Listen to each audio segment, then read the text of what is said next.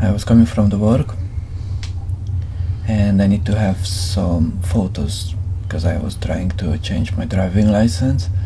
So I took my ex-girlfriend with me in the town to make photos. We had an argument because of her jealousy, where after I arrived back home I went to sleep